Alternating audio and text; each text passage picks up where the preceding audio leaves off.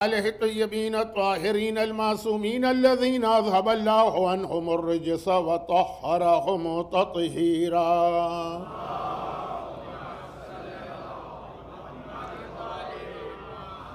سیما الامام المنتظر والحجة الثانی عجل اللہم لہ الفرج ولعنۃ اللہ علی اعدائہم اجمعین من الازل الى الابد۔ اما بعد فقد قال الله عز وجل في كتابه المبين وفرقانه المتين وقرآنه المجيد وقوله الحق. بسم الله الرحمن الرحيم. يا أيها الرسول بلغ ما أنزل إليك من ربك وإن لم تفعل فما بلغت رسالته والله يعصمك من الناس.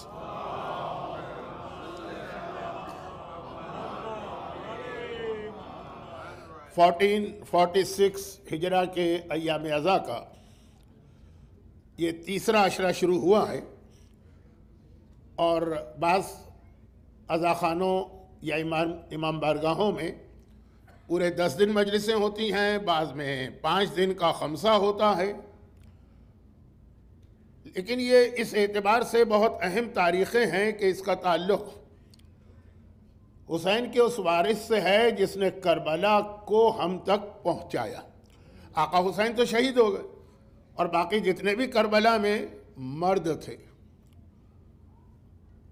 خواتین ہی تھیں وہ سیدانیہ، لیکن سیدانیہ کا اس طرح سے تو انٹریکشن نہیں ہوتا تھا عام مسلمانوں سے، تو یہ آقا سجاد تھے جنہوں نے ہم تک کربلا کو پہنچایا۔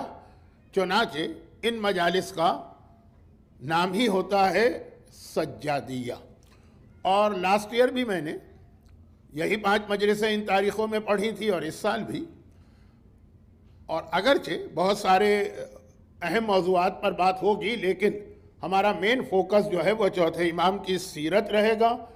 لیکن جو میرا طریقہ کار ہے کہ میں تقریباً ہر مجلس میں مختلف آیت کی تلاوت کر کے اس سے ربط دیتا ہوں۔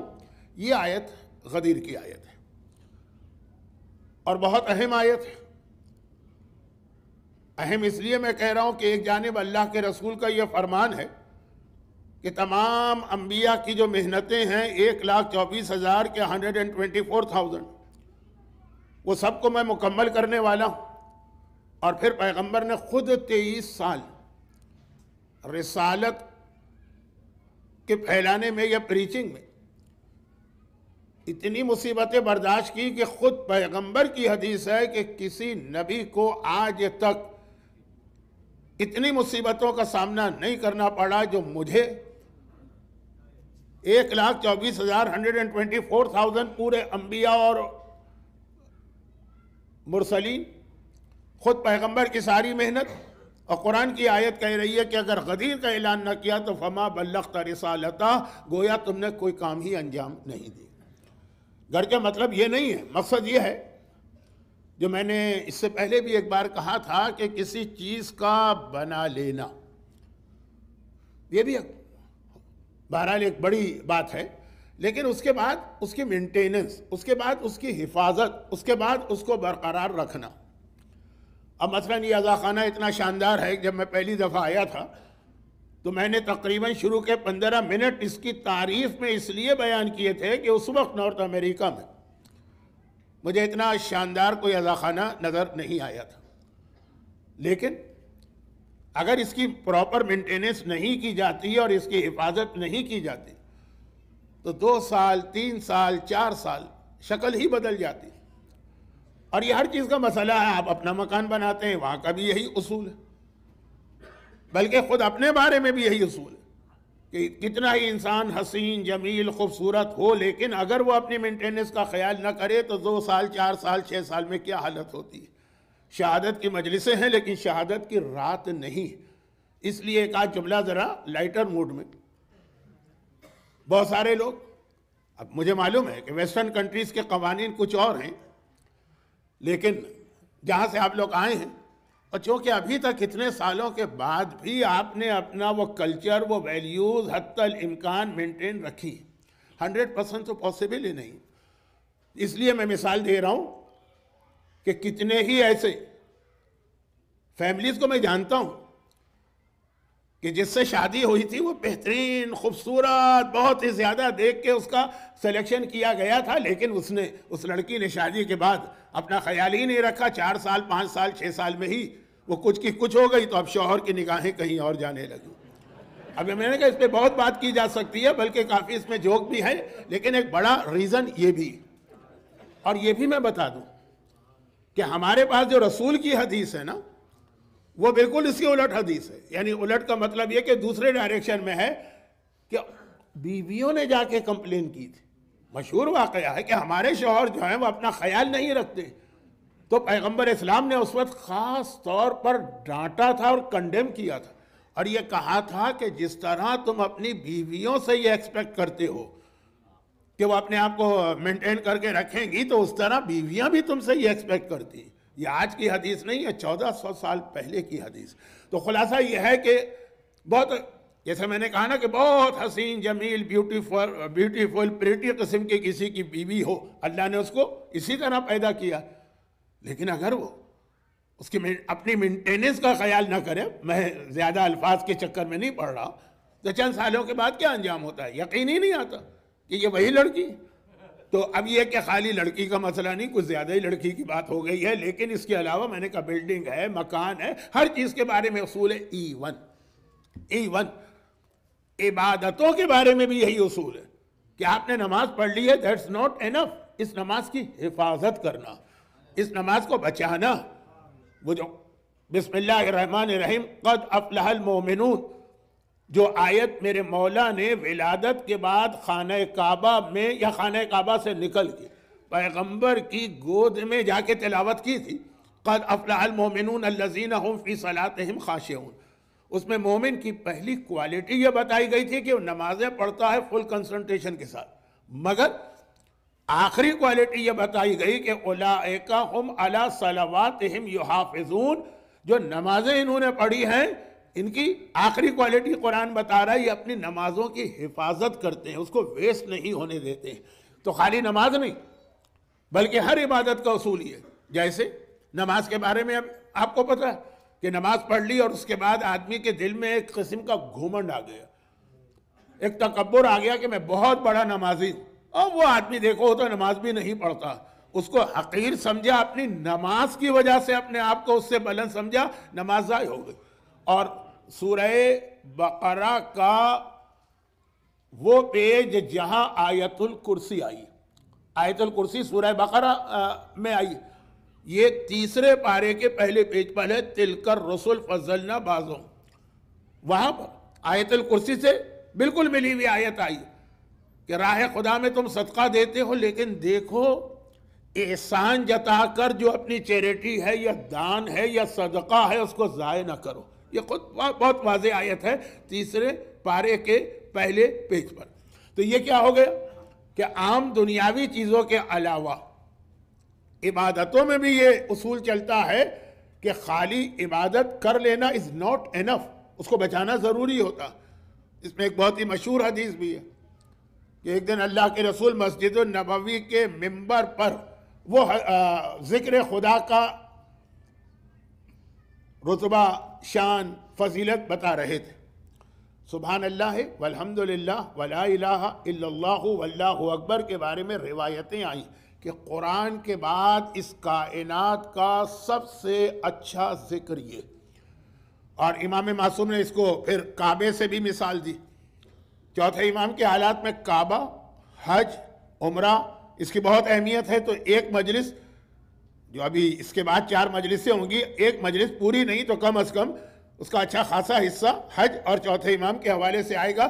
لیکن معصومین نے کہا یہ سبحان اللہ والحمدللہ ولا الہ الا اللہ واللہ اکبر، اس کو خانہ کعبہ کے وہ 4 کونے سمجھو، حجر اسود سے شروع کر کے رکن یمانی تک، جس کی فضیلت کو سارا عالم اسلام جانتا ہے۔ میں اس تسبیحات اربعہ کی فضیلت پہ مجلس نہیں پڑھنا چاہتا، ورنہ آج کا موضوع تو یہی رہ جائے گا۔ بہرحال ان شارٹ، جیسا امام معصوم نے فرمایا کہ قرآن کو چھوڑ کے اس کائنات کا بہترین ذکر یہ، اور ہمارے پاس جو ایک سمجھے کہ خاص گفٹ والی نماز ہے، اس کا نام ہی ہے نماز ہبوہ، نماز ہبہ، ہبہ کہتے ہیں گفٹ کو، گفٹ والی نماز۔ لیکن نماز جعفر طیار بھی اس کا نام ہے اور زیادہ آج کل مشہور ہو گیا، جس کے بارے میں خیبر کے حوالے سے پیغمبر کا جملہ کہ آج خیبر کا قلعہ فتح ہوا یعنی مرہب مارا گیا، اب پیغمبر کہہ رہے ہیں اور اسی دن جعفر طیار رسول سے ملے، وہ تو وہاں تھے نا ایتھوپیا حبشہ میں واپس آئے، تو پیغمبر نے کہا میری سمجھ میں نہیں آتا ہے کہ میں اس کی خوشی زیادہ مناؤں، خیبر کی فتح، خیبر عالم اسلام کا کتنا بڑا یہ ایک واقعہ، اس کی خوشی زیادہ مناؤں یا جعفر طیار کے آنے کی، تو ایک ہدیہ، ایک تحفہ، ایک گفٹ دیا، وہ کیا 300 ٹائمز سبحان اللہ والحمدللہ ولا الہ الا اللہ واللہ اکبر۔ اب مختلف حوالے سے مجھ سے اکثر لوگ ایک سوال کرتے ہیں، آپ لوگ نہیں، جو لوگ میرے ساتھ حج یا عمرے پہ جاتے ہیں، تو مولانا خانہ کعبہ کا طواف کر رہے ہیں تو دعائیں پڑھی جاتی، سب سے بہترین دعا کون سی؟ وہ ہے بالکل جو طواف کا اینڈ ہوتا ہے، یعنی رکن یمانی جہاں دیوار شق ہوئی تھی مولا کے لیے اور حجر اسود، اس کے بیچ میں سبحان اللہ والحمدللہ ولا الہ الا اللہ واللہ اکبر کہا کہ یہ خانہ کعبہ کے صحن کی سب سے اہم دعا، شارٹ، ہر ایک کو یاد آرام سے پڑھ سکتا۔ تو پیغمبر اسی طرح سے یہ جو میں نے ابھی خانہ کعبہ کے حوالے سے کہا، یہ معصوم کی حدیث امام کی، لیکن پیغمبر ہوں کہ امام یہ ذکر خدا کی اہمیت بتا رہے ہیں، لیکن پیغمبر نے اس سبحان اللہ والحمدللہ کی فضیلت بتائی کہ جب کوئی آدمی یہ جملہ کہتا اسی وقت اللہ جنت میں اس کے لیے ایک درخت کو اگا دیتا ہے یا پیدا کر دیتا ہے۔ تو سننے والے مجمع میں بیٹھے ہوئے کسی آدمی نے کہا کہ یا رسول اللہ پھر تو ہمارا کتنا بڑا باغ ہو گیا ہوگا، کیونکہ میں روزانہ دن میں 100 مرتبہ یہ کہتا ہوں تو 100 درخت تو روز پیدا ہو رہے ہیں۔ اب اگر آدمی 365 ڈیز ایک سال میں ہی دیکھ لے اور اگر 10 سال ہو، پیغمبر نے کہا بے شک اس ذکر کی وجہ سے بہت بڑا باغ ہوگا تمہارا، بشرط یہ کہ تم یہاں سے آگ بھیج کر اس باغ کو جلا نہ دو۔ جنت میں آگ جائے گی دنیا سے، جنت میں ویسے تو آگ نہیں ہوتی ہے، مجھے نہیں پتا وہاں کھانے وغیرہ کیسے پکائے جاتے ہیں، لیکن بہرحال آگ جا کے اس کو ضائع نہ کر دو۔ پھر پیغمبر نے وضاحت کی کہ ذکر خدا ہو کہ دیگر عبادتیں، ان کی حفاظت بہت ضروری۔ اچھا یہ پورا ایک عشرے کا میرا ایک سبجیکٹ ہے جس کا نام ہی ہے حفاظت ایمان و حفاظت اعمال، ایمان کی حفاظت، چونکہ چوتھے امام کی بہت ہی اہم حدیث ہے کہ آخری زمانے میں ایمان کو بچانا ہے۔ وہ جو آپ سنتے ہیں نا کہ آخری زمانے میں ہاتھ پر آگ رکھ کے کھڑا ہونا ایزیئر دین پروٹیکشن آف ایمان، یہ چوتھے امام کی حدیث۔ یہ حدیث تو بہت مشہور ہے کہ ہاتھ میں کوئلہ رکھ کے، برننگ کول ہاتھ میں رکھ کے کھڑے ہو جاؤ، یہ بہت آسان ہے۔ اور یہ کہا جائے کسی سے کہ اپنا ایمان صرف ایک دن بچا لو، صرف ایک دن، وہ مشکل ہے، یہ چوتھے امام ہی کی حدیث ہے۔ تو حفاظت ایمان چوتھے امام کا میسیج ہے، اور حفاظت اعمال اس کے ساتھ تو بہت ساری اس میں حدیثیں پڑھتا ہوں کبھی موقع ملا، کیونکہ آپ کو معلوم ہے نا میں نے ایک اعلان کیا ہوا ہے کہ جس سال میں اس پہلے سیڑھی کو اس پہ نہیں چڑھ پاؤں گا وہ میرے ریٹائرمنٹ کا سال ہوگا، یہ پوری ذاکری اور خطابت سے۔ تو خیر یہ کئی دفعہ کہہ چکا ہوں۔ اب بات کیا ہو رہی تھی کہ حفاظت، تو یہ جو قرآن نے کہا کہ اے رسول اگر تم نے بلغ ما انزل الیک، یہ حکم ولایت علی، من کنت مولا کا حکم امت تک نہیں پہنچایا فما بلغت رسالتہ، اس کا یہ مطلب نہیں ہے کہ تم نے کوئی کام ہی نہیں کیا، نہیں، اس کا مطلب یہ ہے کہ تمہاری ساری محنتیں ضائع ہو جائیں گی اگر تمہارے بعد علی تمہاری رسالت کی حفاظت کرنے والا نہ رہا۔ تو یہ اعلان ضروری ہے، اپنے بعد علی کو پروٹیکٹر بنانا ہے اسلام کا، وہ بچائے گا اسلام کو، ورنہ 23 سال پیغمبر نے محنت کی، 124 انبیاء کی محنتیں پیغمبر نے پہنچائی، پیغمبر کے بعد وہی ہوتا جو نوح کے بعد ہوا، جو ابراہیم کے بعد ہوا، جو موسیٰ کے بعد ہوا، جو عیسیٰ کے بعد ہوا، کہ پیغام سارے نبی لے کر آئے، اور بڑی زحمتیں، حضرت نوح کی ایج، اور قرآن نے ہی بتایا کتنی ایج ہے، تو وہ ساری محنت ضائع ہو گئی، کیوں؟ بعد میں ان کو، ان انبیاء کو علی جیسا کوئی وسیع نہ ملا، تو کہا کہ اگر تم نے علی کو مقرر نہ کیا تو فما بلغت رسالتہ۔ اب بات یہ آیت میں نے کیوں تلاوت کی کہ اس آیت کے بعد پیغمبر نے غدیر خم کا اعلان کیا اور علی کی امامت کو آفیشلی ڈکلیئر کیا۔ علی تو ہمیشہ سے امام وقت ہے، لیکن آفیشل ڈکلیریشن تھا غدیر خم۔ یہاں سے ہمارا آج کا سبجیکٹ شروع ہوا، اب مجلس شروع ہوئی کہ اب باقی جتنے امام ہیں اسی طرح سے ہر امام معصوم نے اپنے بعد دوسرے امام کو باقاعدہ آفیشلی اسی طرح سے ڈکلیئر کیا۔ میرے مولا کے فضائل کی حدیثیں جس دن سے اسلام آیا اس دن سے غدیر تک مسلسل بیان ہوتی رہی۔ یہ نہیں ہے کہ غدیر قم میں فضیلت آ رہی ہے، غدیر قم میں آفیشلی کہا کہ اب یہ پہلا امام، لیکن آپ کو معلوم ہے کہ دعوت ذی العشیرہ جہاں پیغمبر نے اپنی رسالت شروع کی وہیں سے علی کا اعلان ہو گیا، تو یہ حدیثیں آتی رہی لیکن آفیشل۔ اسی طرح ہر امام اپنے بعد والے امام کی فضیلتیں بیان کرتا رہا، ان کے بہت سارے معجزات بیان کرتا رہا، لیکن امامت کا ڈکلیریشن ہوتا تھا بالکل آخری موومنٹ میں جا کر۔ مولا کا مشہور واقعہ ہے مصائب کا کہ جس وقت دنیا سے جا رہے ہیں سب کو بلایا اور سب کا ہاتھ حسن کے ہاتھ میں رکھا سوائے عباس کے ہاتھ کے، جس پر ام البنین رونے بھی لگی، اور آپ مصائب میں روایت سنتے ہیں کہ عباس کا ہاتھ حسین کے ہاتھ میں، باقی ہر ایک، تو یہ ایک سلسلہ چلا۔ مگر اب آئیے اصل موضوع، مگر چوتھا امام اونلی امام ہے کہ جس کی امامت کا آغاز یا اسٹارٹ ہوا ہے ایک مسئلہ شرعی سے، ایک فقہی مسئلے سے، واجبات و حرام کے ایک مسئلے سے، اور وہ ایک بہت اہم وجہ تھی، اس کا ریزن بہت اہم تھا۔ پہلے وہ ریزن بتا دوں، میں اکثر کہتا ہوں کہ بعض لوگ یہ سمجھتے ہیں کہ اگر ہم امام کے زمانے میں ہوتے تو یہ اسلام کو سمجھنا کتنا ایزی ہوتا، کوئی پرابلم ہوتا جا کے امام سے پوچھ لیتے۔ ابھی جو ہے میکسیمم ہم جاتے ہیں مرجع تک، اب مرجع کا مسئلہ یہ ہے کہ مرجع کے فتاوی میں اختلاف ہوتا ہے، ایک مرجع ایک فتویٰ دیتا ہے، دوسرا فتویٰ دیتا ہے، بلکہ مرجعیت کے خلاف اور اخباری مذہب کا سب سے بڑا ٹول یہی، باقی ساری باتیں جو وہ بتاتے ہیں وہ تو سب نانسنس باتیں ہوتی، لیکن سب سے بڑا ٹول ان کا یہی کہ اگر یہ مراجع بالکل صحیح ہیں تو اللہ ایک ہے، اسلام ایک ہے، رسول کا پیغام ایک ہے، قرآن ایک ہے، فتوے دو کیوں ہیں؟ بھئی باقی ساری باتیں جو وہ کہتے ہیں کہ ہر مومن کی ذمہ داری ہے کہ 70,000 حدیثیں خود پڑھے اور سب کا ترجمہ کرے اور ہر حدیث کے اوپر عمل کرے، اور نماز بھی مرجع سے نہ لے، خود جا کے دیکھے کہ چھٹے امام نے نماز کا کیا طریقہ بتایا۔ کون آدمی ایسا ہے جو 70,000 حدیثوں کو پڑھ سکتا ہے اپنی اس زندگی میں جس میں اس کو رزق بھی کمانا ہے، اولاد کی تربیت بھی کرنا ہے؟ تو باقی ساری باتیں تو خالی تھیوری بک میں لکھنے کی، لیکن یہ ٹول بہت کام آتا ہے کہ جب دین ایک ہے تو فتوے دو کیوں ہیں؟ جب قرآن ایک ہے تو واجبات کے بارے میں، حرام کے بارے میں، اب اس میں کچھ کہنے کی ضرورت نہیں، آپ کا ٹائم ویسٹ ہو رہا ہے۔ اس لیے وہی ایگزامپل دے دوں کہ جس کو ہر آدمی سمجھ جاتا ہے، سب سے زیادہ پرابلم کب آتا ہے؟ چاند، اور وہ بھی عید کا چاند۔ رمضان کے چاند میں بھی اتنا کوئی پرابلم نہیں ہوتا، جبکہ مسئلہ سیم ہے، وہاں پہ سیم مسئلہ، لیکن وہاں اتنا نہیں۔ عید چونکہ آپ کی تو خیر کمیونٹی ایک ہی خاندان ہے تو اتنا شاید نہیں ہوتا ہوگا، لیکن باقی ہوتا۔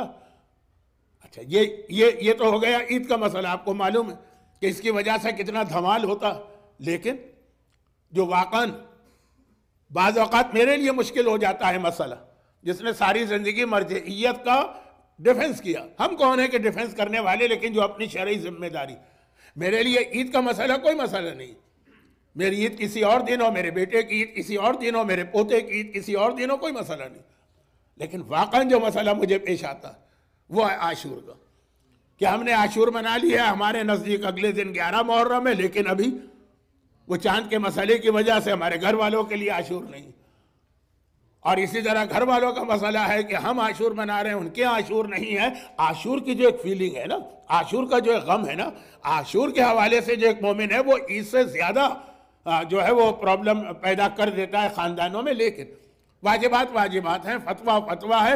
تو اب یہاں پہ یہ جو ایک سوال پیدا ہوتا کہ تو لوگ سمجھتے ہیں کہ اگر آج امام ہوتے تو کوئی پرابلم ہی نہیں تھا، ہم جا کے ڈائریکٹ امام سے پوچھ لیتے۔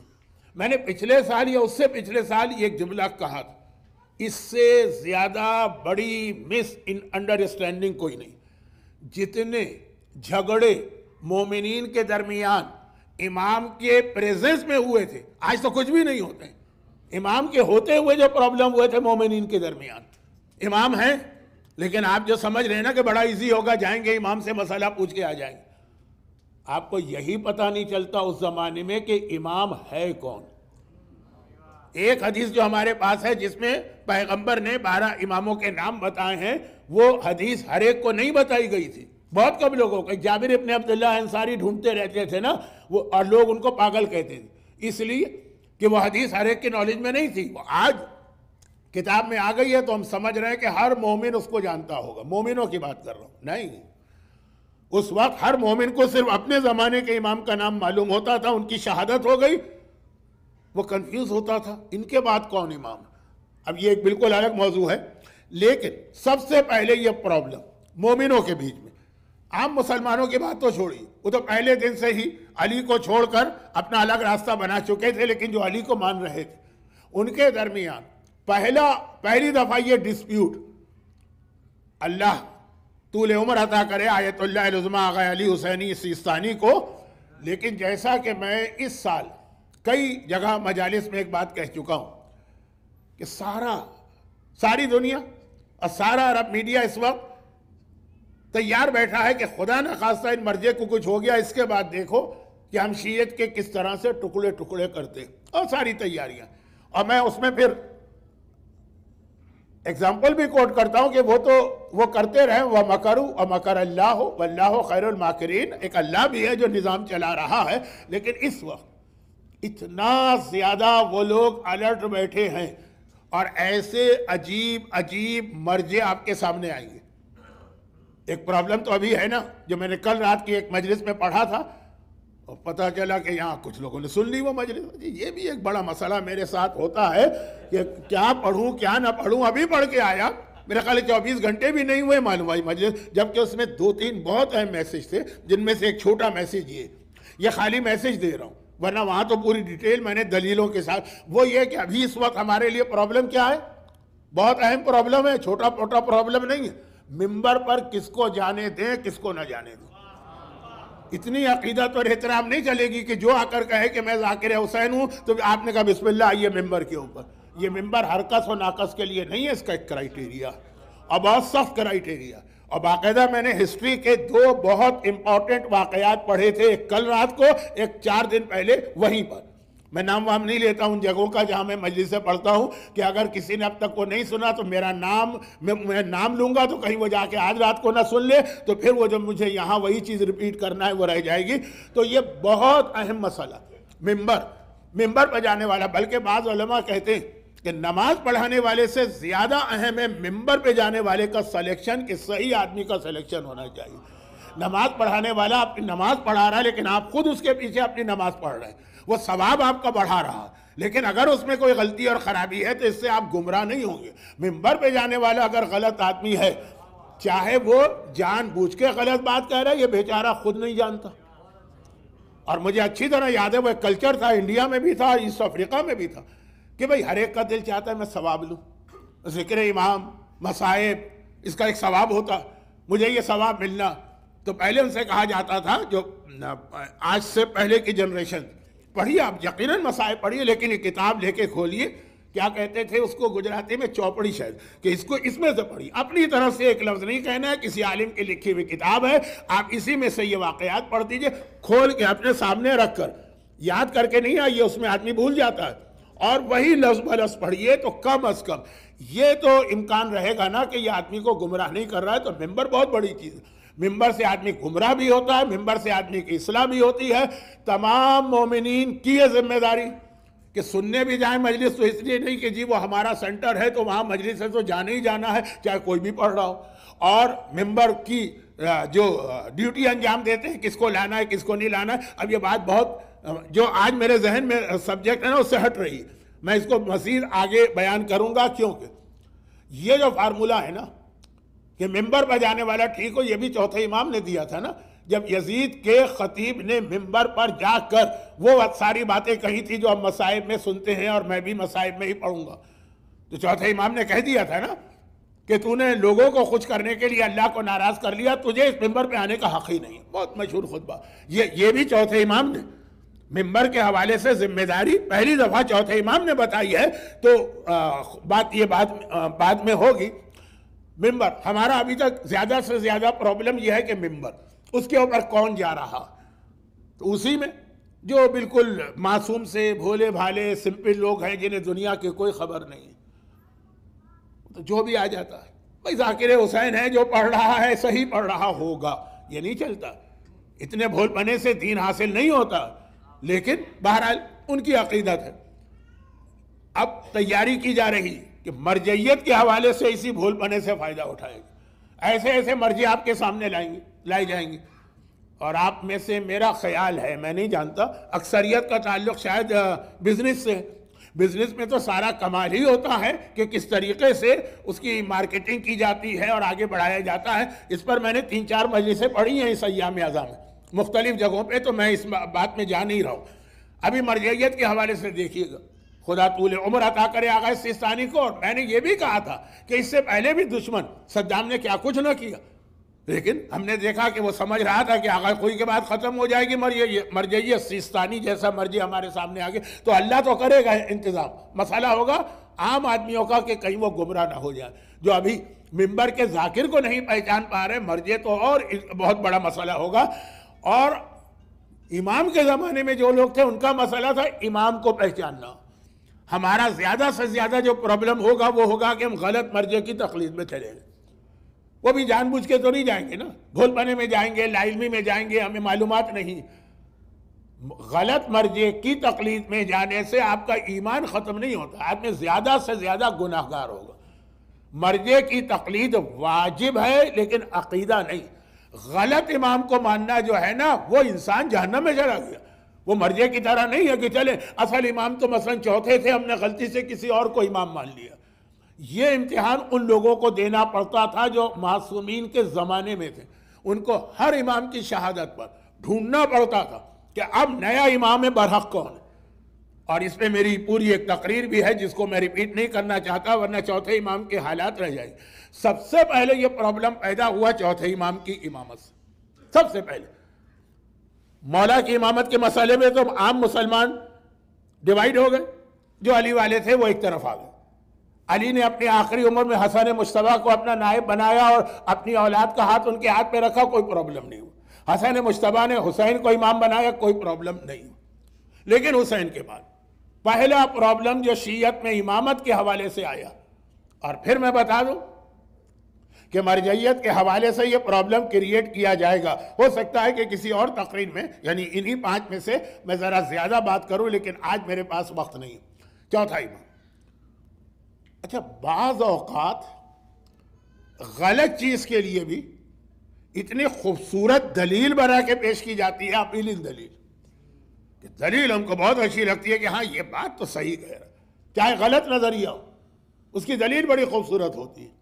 جیسے شادی وادی میں آپ نے دیکھا ہوگا نا کہ بالکل، اب میں کسی کی توہین نہیں کر رہا، لیکن بیکار قسم کی لڑکی ہے، بیوٹی پارلر اس کو اس طرح تیار کر کے سامنے پیش کرتا ہے کہ سبھی دھوکہ کھا جاتے ہیں، اور بعد میں پتہ چلتا ہے کہ تو کچھ اور ہی پیکنگ میں تو کچھ اور ہی پروڈکٹ نکل کے آگے۔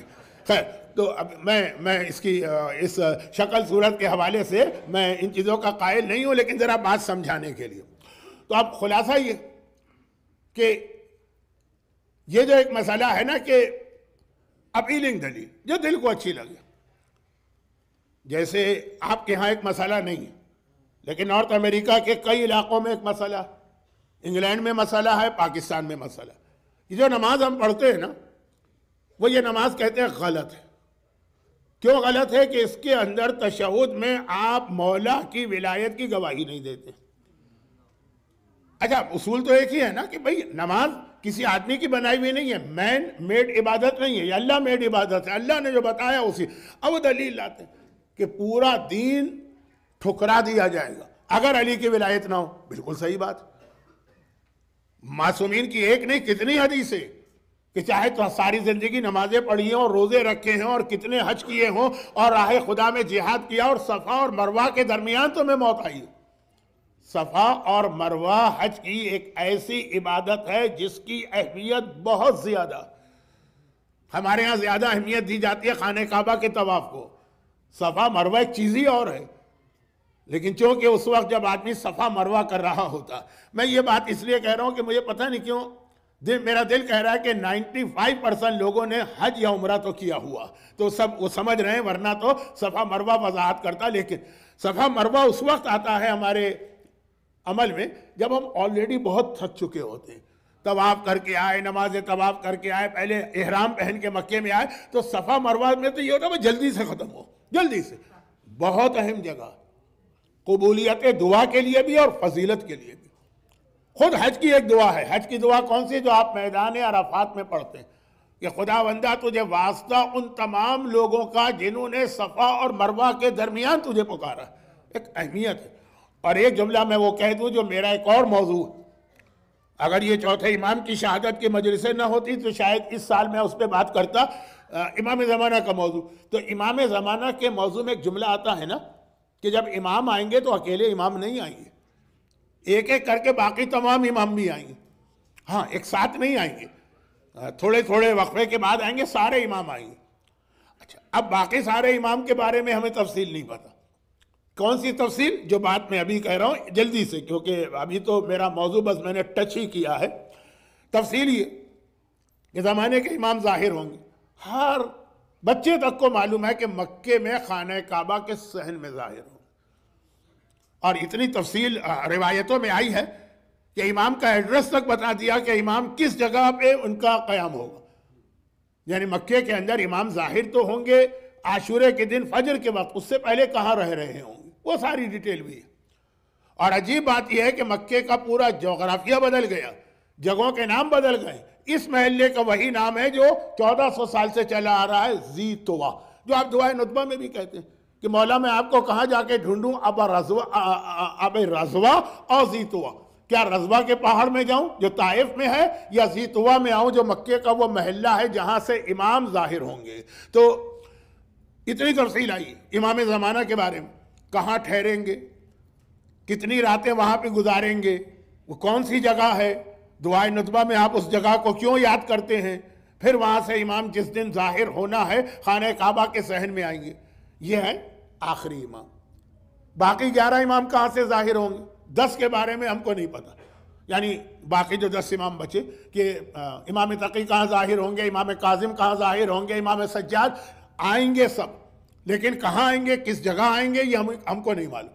صرف امام علی کے بارے میں پتا، ایک آخری امام اور ایک امام علی. کہ امام علی کہاں سے ظاہر ہوں گے؟ بین الصفا والمروہ. امام زمانہ کا ظہور خانہ کعبہ کی اس دیوار سے ہوگا جہاں دروازہ لگا، اور امام علی کا ظہور صفا اور مروہ کے درمیان سے ہوگا. تو یہ میں صفا اور مروہ کی ذرا سی فضیلت بیان کرتے ہوئے کہ یہ حج اور عمرہ کرنے والے بھی اس وقت اس پوزیشن میں نہیں ہوتے کہ ذرا سا صفا مروہ کے بارے میں کوئی بھاشن سنے. اتنے تھک چکے ہوتے ہیں کہ جلدی سے یہ عبادت مکمل کرنا ہے، اور سب سے زیادہ زحمت والی عبادت وہی. اچھا، تو اب یہ بات ہو رہی تھی، ابھی میں ربط میں لاتا ہوں کہ روایت میں یہ جملہ آیا کہ تم نے ساری زندگی نمازیں پڑھی، اور 1000 سال اگر تمہاری عمر ہے، ساری زندگی روزے رکھے ہوں، 70,000 حج کیے ہوں، حتیٰ صفا اور مروہ کے درمیان تمہیں موت آ جائے. صفا مروہ کی موت کا مطلب یہ ہے کہ ابھی آپ کا احرام نہیں اترا ہے، بس اترنے والا. خانہ کعبہ کے اندر اگر موت آ جائے طواف میں تو ابھی ایک واجب باقی ہے، 2 واجب. صفا مروہ آخری واجب ہوتا ہے، پھر تو تھوڑے بال کاٹنا ہے، ختم بات کا. وہاں موت آ جائے، لیکن اگر علی کی ولایت نہیں ہے تو ساری عبادتیں بیکار ہیں، منہ پہ دے ماری جائیں گی، سب بیکار. تو کوئی شک ہی نہیں کہ ولایت علی جو ہے وہ دین کی اساس ہے، فاؤنڈیشن ہے.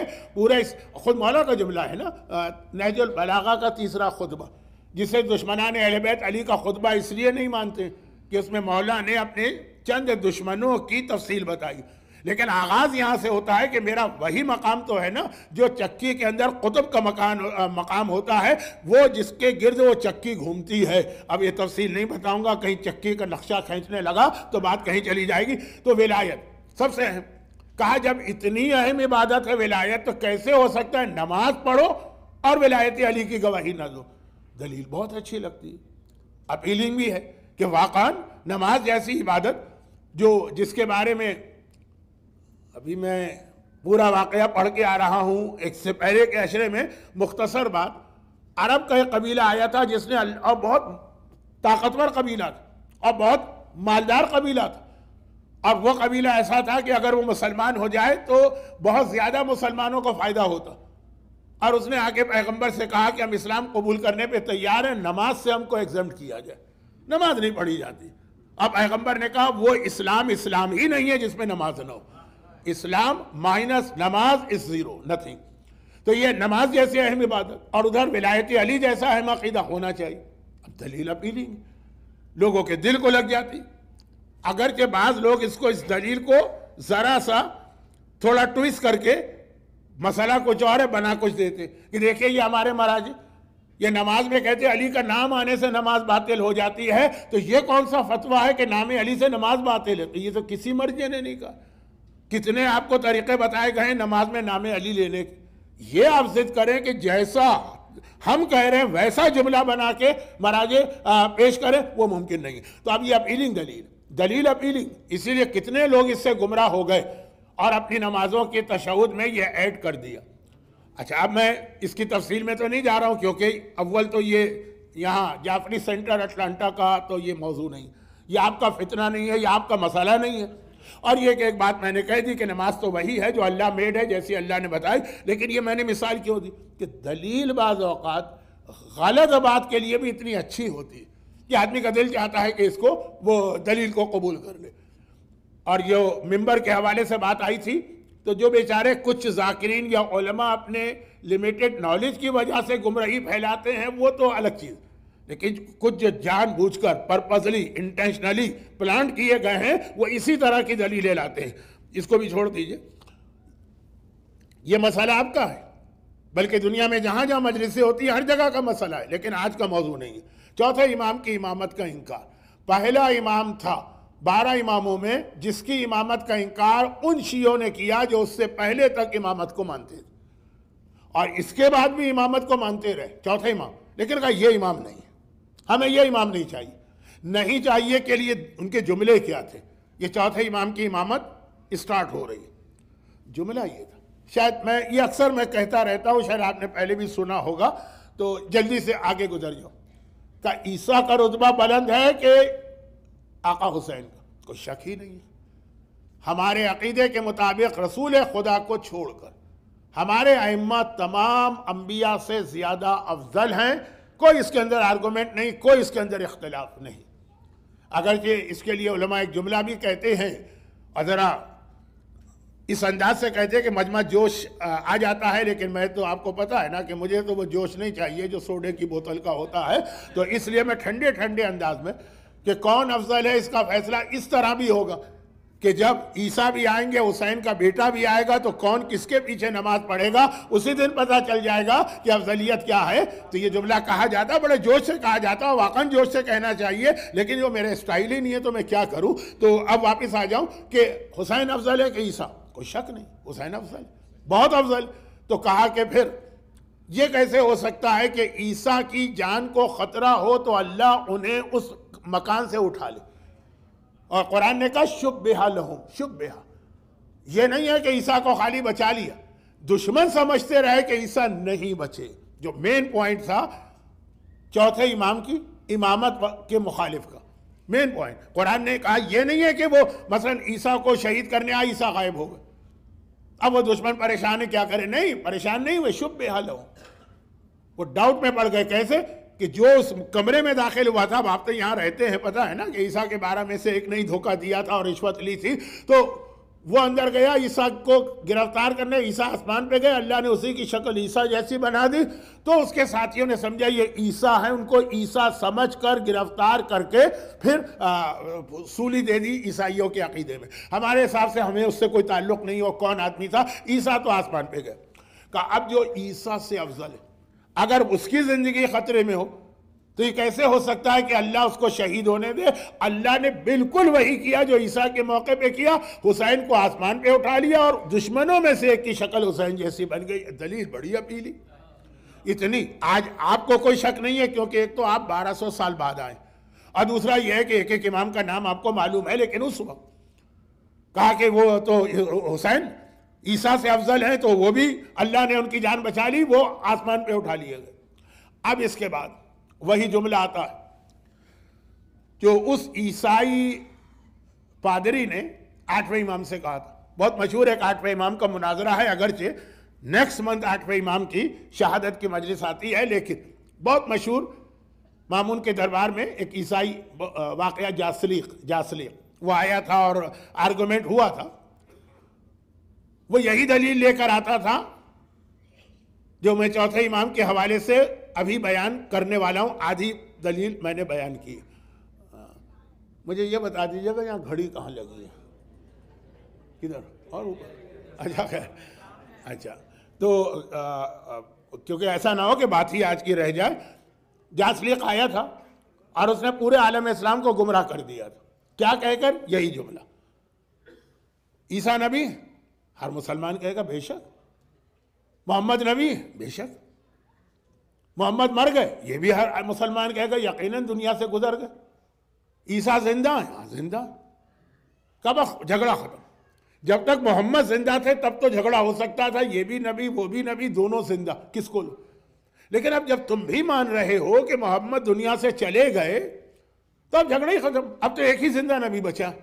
تو جب ایک ہی زندہ نبی بچا ہے، تم بھی کہتے ہو عیسیٰ زندہ ہے، تو ایک ہی زندہ ہے تو اسی کو مانو. اچھا اب دیکھیے دلیل میں کوئی جان نہیں ہے، لیکن آدھے سے زیادہ مسلمان کنفیوز ہو گئے کہ بات تو ٹھیک کہہ رہا ہے، بات اس کی کھوٹی نہیں ہے. یعنی یہ نہیں کہہ رہا ہوں کہ وہ وہاں خوجے لوگ بیٹھے ہوئے یہ جملہ کہہ رہے تھے، وہ تو عام عرب تھے کہ نہیں بات تو صحیح ہے. اور کنفیوز ہیں کہ اس کا جواب کیا دیں. کیا کہیں؟ یہ کہیں کہ محمد زندہ ہے، یہ غلط ہے عقیدہ. یہ کہیں کہ عیسیٰ مر گئے، یہ بھی غلط. یہ کہیں کہ عیسیٰ نبی ہی نہیں تھے، یہ بھی غلط. تو ایسا وہ گھیرتا تھا غلط دلیل سے. پھر آپ کو معلوم ہے کہ مامون نے آٹھویں امام سے کہا مولا آئیے اپنی جد کے دین کو بچائیے، عام مسلمان گمراہ ہو رہے ہیں. اور امام نے آ کے اس کے دلیل کو ایک جملے سے توڑا تھا نا. جب اس نے اسٹارٹ کیا کہ کیا عیسیٰ زندہ ہیں، امام نے کہا زندہ ہے، قرآن کہہ رہا ہے کہ آسمان پہ اٹھا لیا، رفعا اٹھا لیا، یہ قرآن کا لفظ ہے. شبہا یہ بھی قرآن کا لفظ ہے. اور اس نے سوال کیا کہ آپ کے جد مصطفیٰ وہ مر گئے؟ ہاں مر گئے. دو باتیں دو ہو گئی، امام نے بھی کنفرم کر لی. اب وہ کہتا ہے کہ تو پھر عیسیٰ نبی ہے کہ نہیں ہے؟ کہا وہ والا عیسیٰ نبی نہیں ہے، یہ والا عیسیٰ نبی ہے. یہ کون سے دو ہو گئے عیسیٰ؟ کہا اگر کوئی ایسا عیسیٰ اس دنیا میں آیا جس نے اپنے بعد محمد مصطفیٰ کی نبوت کا اعلان نہیں کیا، اس عیسیٰ کو میں نہیں مانتا ہوں. میں اس عیسیٰ کو مانتا ہوں جس نے کہا میرے بعد محمد مصطفیٰ آ کے قیامت تک اسی کی نبوت رہے گی. اب نبوت کا انکار بھی نہیں کیا، لیکن جس طرح وہ گھیرتا تھا لا کے کہ عیسیٰ نبی ہیں تو زندہ ہیں تو ان کو مانو. کہا نہیں، عیسیٰ خود کہہ کے گئے کہ میرے بعد نبوت تو ان کی چلے گی.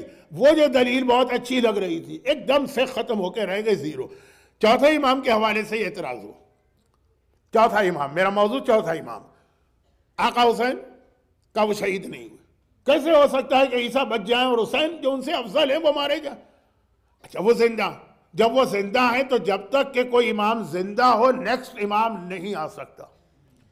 حتیٰ یہ ایک بحث ہے امام حسن و حسین کے حوالے سے. دونوں سیدہ شباب اہل الجنہ، دونوں جوانان جنت کے سردار. لیکن کیا جب تک امام حسن زندہ تھے اس وقت حسین امام تھے؟ نہیں تھے. یعنی ان کی امامت شروع نہیں ہوتی کہ جب تک ایک امام زندہ. کہا جب حسین زندہ ہیں تو یہ چوتھا کیسے کہہ رہا ہے کہ میں امام ہوں؟ پہلے حسین کی موت ثابت ہو پھر ہم ان کی امامت مانیں گے. چونکہ حسین زندہ ہیں وہ اس دلیل سے کہ آسمان پہ اللہ نے اٹھا لی، تو یہ چوتھا امام نہیں ہے. خالی اتنی بات نہیں ہے، کہا یہ امام نہیں ہے اور یہ کہہ رہا ہے کہ میں امام ہوں، تو اس کا مطلب کیا ہوا کہ جھوٹ بول رہا ہے نعوذ باللہ، یہ خیانت کر رہا ہے نعوذ باللہ، یہ جھوٹا دعویٰ امامت کر رہا ہے نعوذ باللہ.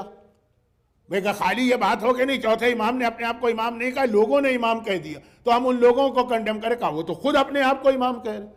بلکہ ایک واقعہ بہت مشہور ہے، میں مشہور واقعات پڑھ نہیں رہا ہوں، اشارہ کر رہا ہوں کہ حتیٰ جب جھگڑا ہوا تھا امامت کے مسئلے پر تو حجر اسود کے پاس گئے تھے چوتھے امام اپنی امامت کی گواہی لینے کے لیے. تو کہا کہ جب تک ان سے پہلے والا امام زندہ ہے کیسے یہ اپنے آپ کو امام کہہ سکتے ہیں، اور اگر کہہ رہے ہیں تو یہ غلط بیانی. بالکل وہی بات جو بعد میں آغا خانی اور بوہری فرقے نے ساتویں امام کے لیے کہی کہ ان کے بڑے بھائی امام تھے تو انہوں نے کیسے کہہ دیا کہ آئی ایم امام. چنانچہ وہ خائن ہیں، خیانت کرنے والے. آج بھی آپ کاظمین جاتے ہیں، ساتویں امام کی زیارت پڑھتے ہیں، اس میں ایک لفظ آتا ہے، کبھی آپ نے غور نہیں کیا ہوگا یہ لفظ کیوں آیا. ہاں اگر کوئی عالم آپ کے ساتھ ہے تو وہاں رک کے سمجھائے. اور کسی امام کی زیارت میں یہ لفظ کیوں نہیں آیا جو ساتویں امام کی زیارت میں؟ کاظمین کی زیارت، باب الحوائج کی زیارت، حاجتیں طلب کرنے کی جگہ، اور آپ کہتے ہیں مولا آپ پہ ہمارا سلام، آپ نے کوئی خیانت نہیں کی ہے. یہ اور کسی امام کے لیے کیوں نہیں کہا ہم نے؟ اس لیے کہ یہ اعتراض ساتویں امام پر تھا کہ جی وہ ان کے بڑے بھائی امام تھے، وہ مر گئے تو ان کے بیٹے امام بنے، وہ بہت چھوٹے تھے، تو چھٹے نے ساتویں سے کہا جب تک یہ بالغ نہیں ہوتا تم معاملات کو سنبھالو، اور جب یہ بالغ ہو جائے تو امامت اس کو دے دینا. کہا یہ امانت دی تھی، انہوں نے امانت پہ قبضہ کر لی، اور کہا میں ہی امام ہوں. اسی لیے وہ لوگ خائن کہتے ہیں امام کو. یہ دو فرقے، بوری اور آغا خانی. اب آج کل کی دنیا میں یہ سوشل میڈیا کی وجہ سے اتنا ایکسپوجر ہے کہ کھل کے نہیں کہتے، لیکن ان کا نظریہ، اور ہم کو پھر گرچہ ہمیں ان کا نظریہ معلوم بھی نہیں، عام آدمی کو نہیں معلوم، پھر بھی زیارت میں کہا یہ جملہ قیامت تک پڑھتے رہنا کہ مولا آپ پہ ہمارا سلام، آپ نے کوئی خیانت نہیں کی. آپ ہی کا حق تھا، امامت آپ ہی کی تھی. تو یہ جو ہے یہ چوتھے امام پر پہلا اعتراض آیا کہ جب آپ کا بابا زندہ ہے تو آپ کی امامت شروع ہی نہیں ہوئی. حکومتیں میں ہوتا ہے نا کہ ایک بادشاہ ہے، ابھی وہ بادشاہت کر رہا ہے، لیکن اس کے بیٹے کے دل میں لالچ پیدا ہوئی کہ کرسی پہ قبضہ کرنا. باپ کو قتل کرا دیا، باپ کو قید کر دیا، باپ کی آنکھوں میں لوہے کی سلائی پھیر کے اندھا کر دیا. انڈیا کی تاریخ میں بھی ہے، شاہجہاں کو اس کے اپنے بیٹے ہی نہیں، تو کرسی کا لالچ بہت بڑا لالچ ہوتا ہے، بادشاہت. اور آج کل بھی ہے، گلف کے کئی چھوٹے چھوٹے جو اسٹیٹس ہیں نا ان میں یہ واقعات ابھی پیش آئے 20th سینچری کے اندر. تو کہا یہی ہوا کہ امام اصل میں ان کے بابا تھے، ان کے دل میں امامت کی لالچ آ گئی، چنانچہ انہوں نے اپنے آپ کو امام ڈکلیئر کیا. یہ امام نہیں ہے. اس فرقے کا نام ہے فرقہ واقفیہ. واقفیہ ایک فرقہ ہے بہت بڑا، جو آ کر امام واقف، عربی میں وقف کہتے ہیں اسٹاپ، یہ امام حسین پہ اسٹاپ کر دیں. کہا وہ رکے ہوئے، ہم وہاں رکے، تیسرے کے بعد چوتھے کو نہیں مانتے جب تک کہ حسین دنیا میں آ کر پھر اپنی نیچرل ڈیتھ حاصل نہیں کریں گے. اب یہ چوتھے امام کی امامت پہلا دن ہی، میں نے عرض کیا نا کہ مولا علی کے ساتھ یہ مسئلہ نہیں ہوا، شیعوں میں اختلاف نہیں ہوا، امام حسن کے ساتھ نہیں ہوا، امام حسین کے ساتھ نہیں ہوا. جس چوتھے امام کی شہادت کی تاریخیں منا رہے ہیں ہم لوگ، اور میں خمسہ پڑھ رہا ہوں، اس کی امامت یہاں سے شروع ہوئی. اب اس دلیل کا جواب کیسے دیا جائے؟ یہ دلیل ابھی آنے والی. اس کا جواب کیسے دیا جائے؟ اس کا ایک ہی جواب ہو سکتا ہے نا کہ حسین شہید ہو گئے ہیں، زندہ نہیں. یہی ایک جواب ہو سکتا ہے نا، کہ پھر ہے کہ اگر ہاں وہ شہید ہو گئے ہیں تو چوتھا امام پھر یہ امامت ملے گی. اب یہ ثابت کرنا ہے کہ حسین شہید ہو گئے، عیسیٰ کی طرح سے زندہ آسمان پہ نہیں اٹھائے. یہاں پہ رول شروع ہوتا. زینب کبریٰ سلام اللہ علیہا کا 2 امامتوں کو بچایا ہے زینب نے، حسین کی امامت کو بھی اور سجاد کی امامت کو بھی. یہ سجاد والا پہلو بہت کم پڑھا جاتا ہے، اس لیے کہ وہ اتنے اس وقت مصائب پڑھے جا رہے ہوتے ہیں کہ وقت نہیں ہوتا. زینب کبریٰ کا ایک چھوٹا سا جملہ، ہمارے یہاں اردو میں ایک کہاوت ہے کہ 100 سنار کی تو ایک لوہار کی. وہ سنار 100 مرتبہ ہتھوڑی چلائے گا، لیکن لوہار 1 مرتبہ وہ ہتھوڑا چلائے گا، اس کی ساری محنت ختم. خیر، تو یہ ہے کہ ایک جملہ چھوٹا سا، لیکن اتنا بڑا فتنہ اس کی وجہ سے رک گیا. ہاں کچھ پرسنٹ لوگ تو پھر بھی گمراہی پہ رہے، وہ تو ہر دور میں رہے، لیکن جو ایک پورا فرقہ بن رہا تھا، کیونکہ اس کی بنیاد یہ تھی کہ حسین زندہ. اور جب حسین زندہ ہیں تو نیا اگلا امام نہیں آ سکتا. جن امام کے حالات پڑھنے کے لیے مجھے یہاں بلایا گیا وہ نہیں آ سکتا. پھر میں بات کہہ دوں کہ اگر وہ آ گیا تو دیٹ مینس یہ ہے کہ وہ معصوم نہیں، یا نعوذ باللہ جھوٹا بھی ہے، خائن بھی ہے، لالچی بھی ہے، امامت پہ قبضہ بھی کر لے. سارے الفاظ میں کس دل سے کہہ رہا ہوں، لیکن اس کے بغیر آپ سمجھ نہیں سکتے کہ ماحول کیا تھا. زینب کبریٰ کا ایک جملہ، اگر یہ بیک گراؤنڈ آپ کے ذہن میں نہ ہو تو زینب کا یہ جملہ آپ کو پریشان کر دے. مجھے یہاں اٹلانٹا کا نہیں معلوم، لیکن ہمارے یہاں انڈیا پاکستان میں چھوٹی چھوٹی بچیاں جو سنڈے اسکول میں پڑھتی ہیں، وہ مسئلہ ان کو بھی پتا. چھوٹی چھوٹی بچیاں 6 سال 7 سال 8 سال، جو مسئلہ ان کو بھی پتا. وہ زینب کبریٰ کو نہیں پتا ہوگا جو انتی عالمۃ غیر و معلمہ و فہیمۃ غیر و مفہمہ. آقا سجاد نے کوفے میں کہا تھا، پھوپھی اماں آپ کا تو اتنا علم ہے کسی استاد کی آپ کو ضرورت نہیں. وَفَہِیمَةٌ غَيْرُ مُفْہِمَةٌ. ایک چیز ہوتا ہے علم، نالج، ایک چیز ہوتی ہے عقل، وزڈم. جو رسول کے لیے بھی قرآن میں یہ دو چیزیں آئی ہیں. اور یعلمہم الکتاب والحکمہ، کتاب کی تعلیم دیتا ہے، یہ نالج ہے، حکمت، یہ وزڈم. زینب کبریٰ کی سجاد کہہ رہے ہیں کہ پھوپھی اماں آپ کے پاس علم بھی ہے، عالمہ غیر معلمہ. وَفَہِیمَةٌ غَيْرُ مُفْہِمَةٌ. شہزادی کے حالات کا وقت نہیں رہا اس وقت، اور شاید اس وقت فورم بھی مناسب نہیں ہے. چوتھے امام، خیمے جل رہے ہیں، ایک ایک کر کے سارے خیمے جلتے چلے جا رہے ہیں، یہاں تک کہ آخری خیمے میں آگ آ چکی اور ساری بیویاں اس آخری خیمے میں جمع ہو گئیں. اب کئی بار ایک بات میں کہہ چکا ہوں، لیکن چھوٹا سا جملہ ہے نا، اس لیے ایک بار اور ریپیٹ کر دوں. سوال یہ پیدا ہوتا ہے کہ یزیدیوں نے خیمے جلائے کیوں؟ یہ تو لالچی لوگ ہیں نا، یہ تو لوٹ مار کے لیے آئے تھے نا. بھئی آپ یہاں تک سنتے ہیں کہ ننھی سکینہ یا کربلا کی کسی اور بچی کے کان میں بہت ہی معمولی سے گوشوارے تھے. مثلا کیا اس کی ویلیو ہوگی $2، وہ بھی نہیں چھوڑے انہوں نے کہ ہم کیوں چھوڑے اپنا نقصان. خیمہ ٹینٹ اس کی اچھی خاصی ویلیو ہوتی، تو ان کو خیمے جلانے کی کیا ضرورت پڑی؟ نہیں تو خیمہ، پورا خیمہ ٹینٹ اکھاڑ کے لے جانا تھا. لوٹ مار اسی کو کہتے ہیں. پھر کیوں جلائے؟ وہ صرف ایک جملہ جو تمام مومنین اور مومنات کو ساری زندگی اپنے سامنے رکھنا، وہ ایک جملہ کہ جب پہلے خیمے تک پہنچے یہ لوگ، تب بیویوں سے کہا باہر نکلو، ہمیں خیمہ لے جانا ہے، لوٹنا. بیویوں نے یہ نہیں کہا کہ خیمہ نہیں لوٹنے دیں گے، کہا آقا حسین ہمیں یہاں بٹھا کے گئے ہیں، حکم امام ماننا ہم پر واجب ہے، چنانچہ ہم آقا کے حکم کی وجہ سے یہاں سے نہیں ہٹیں گے. ہر مومن مومنہ زندگی پورا اس اصول پہ گزارے. آقا حسین کیا حکم دے کے گئے؟ کیا اسی بے حجابی کا حکم دے کے گئے؟ کیا اسی مکس گیجری کا حکم دے کے گئے؟ کیا اسی شام غزل کا حکم دے کے گئے؟ میں نے تو عجیب منظر نارتھ امریکہ میں دیکھا، ایسا پکا نمازی کہ نماز کی صف اول میں کھڑا ہوتا، اور ایسا پکا گانے کا اور راگ کا عادی کہ شام غزل کا پہلا ٹکٹ وہ خریدتا ہے $50. نماز میں بھی دیکھو تو سب سے آگے نظر آئے گا، اور وہاں وہ راگ اور گانے میں دیکھو تو وہاں بھی سب سے پہلے نظر آئے گا. خیر یہ تو میں اس پہ بات کروں گا، لیکن آج نہیں، بعد میں. تو اب انہوں نے ہمیں ایک اصول دیا کہ تمہارے سامنے صرف یہ ہونا چاہیے. حکم امام کیا ہے؟ بیویوں نے یہ کہا کہ چونکہ آقا یہاں بٹھا کے گئے، تب انہوں نے مجبوراً آگ لگائی جب یہ بیوی خیمے سے نکلنے کو تیار نہیں. ایک اشارہ کر دوں، اب یہ چیزیں میں مدینے میں بیان کرتا ہوں.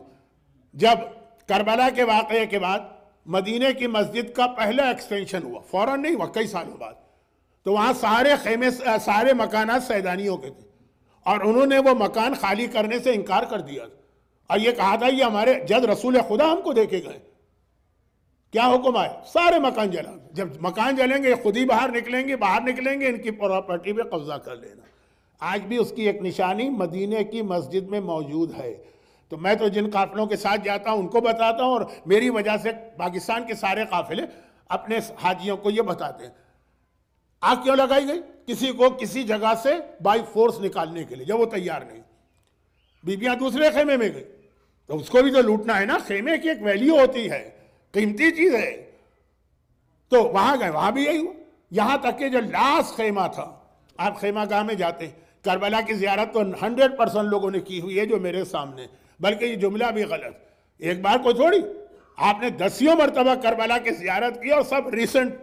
ایک ہوتا ہے نا، لوگ کہتا ہے ہم مولانا ایک زیارت ہم نے 1950 میں کی تھی، ایک 70 میں کی تھی، ایک ابھی کی. ایسا نہیں، پچھلے 10 سال میں پتہ نہیں کتنی مرتبہ آپ لوگ گئے ہوں گے.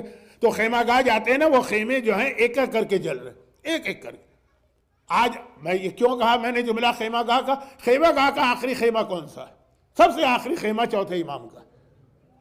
اب آپ جب داخل ہوتے ہیں خیمہ گاہ میں، ایک جناب ام فروا کا خیمہ ایک سائٹ پر ہے، ساری خیمے ایک لائن سے ہیں. چلتے چلتے آپ بیچ میں پہنچتے ہیں تو آقا حسین کا خیمہ آتا ہے، اس کے بیک پر جناب زینب کا خیمہ ہے. پھر آپ آگے بڑھتے بالکل اینڈ میں جہاں خیمہ گاہ ختم ہوتا ہے، باہر نکلنے کا راستہ ہے، وہ چوتھے امام، آخری خیمہ. یہی سیکوینس تھا. سارے خیمے جل رہے ہیں، بیویاں ایک سے دوسرے، چوتھے پانچویں آخری خیمے میں پہنچ گئے. اب آخری خیمے میں ساری بیویاں جمع ہیں، چوتھا امام بھی موجود ہے. یہ مصائب میں آپ سنتے ہیں، شاید میں نے زیادہ اس پہ ٹائم لے لیا. اور یہ ساری بیویاں بھی ہیں اور شہزادی زینب بھی ہیں. اب اس کو بھی آگ لگا دی گئی. تو ایک مرتبہ اس وقت بھی بیویاں باہر نہیں نکلی. کہا کہ آقا حسین خیمے میں بٹھا کے گئے تھے، بلکہ 2-4 دفعہ یہ جملہ بھی جہاد کربلا میں کہا عورتوں سے کہ تم خیموں میں بیٹھو. 2-3 اصحاب جو تھے ان کی یا بیوی یا ماں نکل آئی تھی نا خیمے سے باہر جہاد کرنے، آقا نے کہا نہیں تم خیموں میں بیٹھو، یہ تمہاری ذمہ داری ہے خیموں میں بیٹھنا.